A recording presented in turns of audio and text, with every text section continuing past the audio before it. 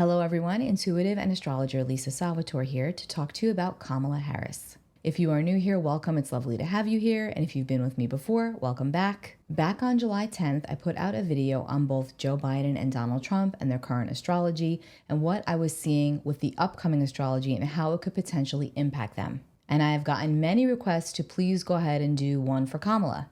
So in light of current events, here I am to do an analysis for Kamala. For those that might not know, yes, I am an astrologer, but I am also highly clairvoyant and clairsentient, which means that I can see and feel future events through my intuitive readings and through my astrological consultations. That is what I did when I looked at the charts and the current events for both Donald Trump and Joe Biden, and also Robert F. Kennedy.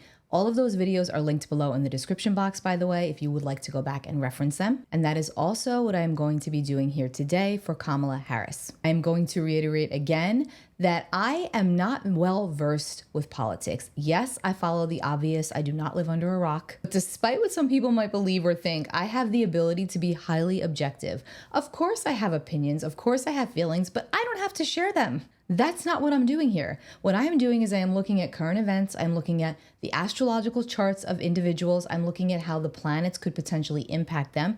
And I'm saying what I feel. That's it. You can read into it until the cows come home. I have always looked at politics from the spiritual perspective. They are people, these are events, and that is what we're talking about. I'm going to show the chart of Kamala Harris. If you don't understand astrology and if it gets lost on you, don't worry about it. Just follow the message. I like to show the chart to satisfy both the left and right brain. Let's just get right into it. Here's the chart for Kamala Harris, October 20th, 1964, born at 9:28 p.m. in Oakland, California. Kamala is on the uprise, no doubt about it. She is coming into her prime at the moment. I still feel there's a secret opponent coming into the mix. There's a male and there's a female. Now, as of today that I'm recording this video, it's July 24th. Kamala is set to be crowned as the presidential candidate for the Democratic Party. Joe Biden stepped down or was forced to step down, and it's her time to shine. Now, no doubt about it, Kamala is a powerhouse. You would have to be in the position that she is in. Even though the last 4 or 5 years of her life were particularly challenging, and I'm going to show you why in a moment, she appears to have handled them with grace, even in the face of uncertainty.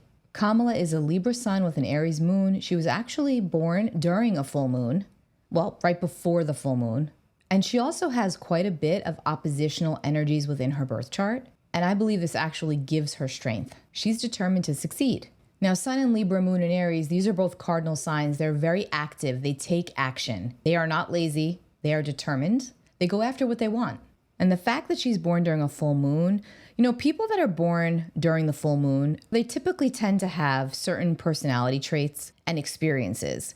They crave intensity. They can seek out the spotlight, even if it's negative. And they might always feel like they're being pulled in two different directions because it's oppositional energies. The sun is your consciousness. It's your expression. It's your ego. It's your higher self. And then the moon is your internal world. It's your unconscious. It's your emotional hardwiring, your emotional instincts. So the sun is your outer world and the moon is your inner world. And these two are opposite at birth for Kamala. So a lot of her life, she could feel at odds within herself. It might not show on the surface, but this would be how she feels at a very deep level. She also has Gemini rising with the North Node ascending. Her sun in Libra trines her Saturn up here at 28 degrees of Aquarius, which is very close to her midheaven. And Saturn pulls right into a grand trine with the sun in Libra. Saturn trines the sun. The sun trines her ascendant and North Node, which then trines right back to Saturn. That's a grand trine, which is a very supportive aspect. This is someone who's very determined, very focused, very intelligent. But her ruling planet is Mercury, and we see Mercury down here at 1 degree of Scorpio. So it's often challenging for her to express and to convey that what she's trying to say, that what she is thinking, the way she intends for it to be received. Now, Saturn is pretty well placed in her chart, and it's also elevated close to the midheaven, which is her reputation, her public standing, her face out in the world, a leader. She's got a Venus-Pluto conjunction down here in Virgo in the 4th house. Uranus is also jolting that Pluto-Venus conjunction. So this is an intensity of emotions. This is someone who holds a lot in but feels at a very deep level and has the potential to be cutthroat, to be cunning, to get what she wants. Her descendant, which is her 7th house cusp, is Sagittarius. The This is the place in the chart that talks about others. This talks about collaborations. This talks about partnerships. So she's had good luck getting to where she is through the support of others. Jupiter, the ruler of Sagittarius, is placed in her 12th house. To me, Jupiter in the 12th is like a guardian angel on your shoulder. And it's almost an exact in conjunct to her south node, which means spiritual support that she carries with her. And this support would likely come in from elders, mentors, gurus, benefiting through the support of them to get to where she is. Again, I don't know too much about her personal life. I'm just reading the chart. She does have Chiron elevated up here in her 10th house of career and public reputation, public standing. And Chiron speaks to a wound that we hold, a sore spot, someplace where we feel inadequate. And that 10th house Chiron opposes her Uranus, Pluto, Venus conjunction. So there's something here about knowing what it is that she wants to do and say, and then when she gets out there in the public eye, it just, again, might fall flat. Or she may cower, or at least she did that in the past. And I say that because if we look at what's been going on with her chart the last 4 or 5 years, and then we look at it now, she is absolutely coming into a place of power, total empowerment. Again, her sun is at 27 degrees of Libra, so she's been dealing with Pluto squaring her sun for the last few years and her moon. That is very challenging. That is emotional upheaval. That is psychological upheaval. That is transformation at a very deep level. So she's definitely been going through it. Now she's come out of that, but if we look at her transits as of today, you can see that Pluto is right over here at 0 degrees of Aquarius, and her Mercury is at 1 degree of Scorpio. So Pluto is retrograde currently, but Pluto's going to station direct in October and is going to start moving into an exact square with her Mercury. Because of the movement of Pluto, she's already been here, but now Pluto is coming back to square her Mercury. Pluto square Mercury can definitely prove to be challenging for her. This transit could really challenge her communication, the way that she's communicating, the way that it's received. It can cause conflict in the public eye, conflict in her own life in general. And interestingly enough, when someone is going through a Mercury square Pluto transit, they can resort to using underhanded tactics and or threatening or aggressive behavior to get what they want. And I have to be honest with you, when I did the reading for Joe Biden, it did come up and come through that there were feminine energies that were working against him that may have seemed as if they were on his team, quote unquote. And this kind of tracks with that. So take that as you wish. But Pluto is also about power, and Pluto wants control. So this is someone who is taking action so that she may have control and she can get what she wants. And we have to admire that, right? She's definitely driven. She's definitely tenacious. This Chiron opposition to her Uranus, Venus, Pluto conjunction is somebody who genuinely wants the power, but also has strong wounding around the public. So there is an insecurity that's present, absolutely. But who doesn't have insecurities, right? Now, aside from the fact that she just came out of a Pluto transit, a very strong Pluto transit, Pluto squaring both her sun and moon, which is extremely intense. It challenges you at the very core of your identity. It challenges your psychology, the way you think, the way you feel. So she's definitely been through it, all the while being in the public eye. And we also see her Mars here at 21 degrees of Leo, and Uranus by transit is at 26 degrees of Taurus. So she's also been dealing with Uranus square Mars. That's also a very tense transit. So it has been a rough few years for her, absolutely. Uranus has also been on her Jupiter. Her relationships have definitely been challenged, all relationships. And that is still in effect. Now I'm going to continue with the astrology, but I just want to say this. I think it would be unbelievably amazing to have a female president. I genuinely do. But I do not feel that it's going to be her. I do not feel that she's going to get it. I just don't. Don't come for me. I could be wrong. But that's just what I feel. I think she's going through a level up. I think she's going to come to a rise, but I also think she's going to come to a fall. She's going to slip up. I genuinely feel that. Or something from the outside is going to slip up and change the direction of this. When I recorded the last video for both Donald Trump and Joe Biden, I did not know that the Republican convention was actually taking place during one of the transits that I predicted something was going to happen to Trump. I am aware, however, of the Democratic convention that is taking place in August. So I'm going to move the chart ahead and look at a few more future transits that are coming up for Kamala. On August 14th, Mercury will station retrograde in Leo, and that's in Kamala's 3rd house, public speaking, events, communication, information. She'll definitely be all over the media, absolutely, getting ready for the Democratic convention. And at the rate we are going right now, she's absolutely going to be crowned as the Democratic presidential candidate. No doubt about it. Moving ahead, we have a full moon on August 19th, and this full moon coincides with the Democratic National Convention. I want to say this before I go forward. I genuinely believe that the powers that be, or whomever puts these things together, may actually look into astrology and understand what is going on when they plan certain events. I cannot believe otherwise. I'm sorry. So having said that, this Democratic National Convention falls during a very powerful full moon in Aquarius. You can see up here by transit, the full moon's at 27 degrees and 15 minutes of Aquarius, and Kamala's Saturn is at 28 degrees. So this is a full moon lined up with Kamala's Saturn and very close to her midheaven. So there's going to be a very strong reveal of something. Now, another very important thing to mention is that Kamala came out of her second Saturn return, which for those of you that might not know this, we have a Saturn return every 29 and a half years. And this is when Saturn comes back to where it was at the place of our birth. And Saturn talks about karma. Saturn talks about deeds from the past. How much have we learned? If we've done our work, if we put in the time, we usually get some sort of a reward. So Kamala has now gone through her second Saturn return, and this full moon is at 27 degrees of Aquarius right on her Saturn. It's 1 degree away from her Saturn. And it's also very close to her midheaven, which is, again, is her public standing, her reputation, her face out in the world.